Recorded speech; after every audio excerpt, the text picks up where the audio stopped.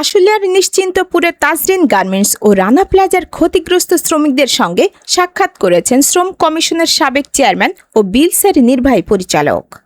শুক্রবার সকালে তিনি নিশ্চিন্তপুরে ঝুঁকিপূর্ণ তাজরিন গার্মেন্টস ভবনের নিচে বসবাসরত ক্ষতিগ্রস্ত শ্রমিকদের সঙ্গে কথা বলেন এবং তাদের বর্তমান পরিস্থিতির খোঁজ খবর নেন।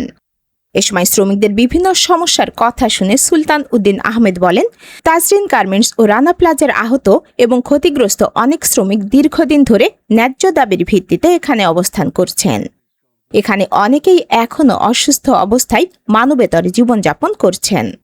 তিনি বলেন, এসব শ্রমিকের পূর্ণাঙ্গ চিকিৎসা, পুনর্বাসন এবং যথাযথ ক্ষতিপূরণ নিশ্চিত করা জরুরি।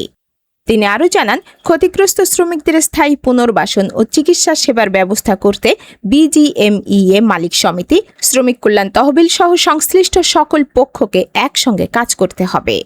এ বিষয়ে প্রয়োজনীয় উদ্যোগ নেওয়ার আশ্বাসও দেন তিনি। এ সময় উপস্থিত ছিলেন শ্রমিক দলের সভাপতি আনোয়ার হোসেন, জিএস কপের যুগ্ম সমন্বয়কারী সহ ক্ষতিগ্রস্ত ও আহত শ্রমিকরা।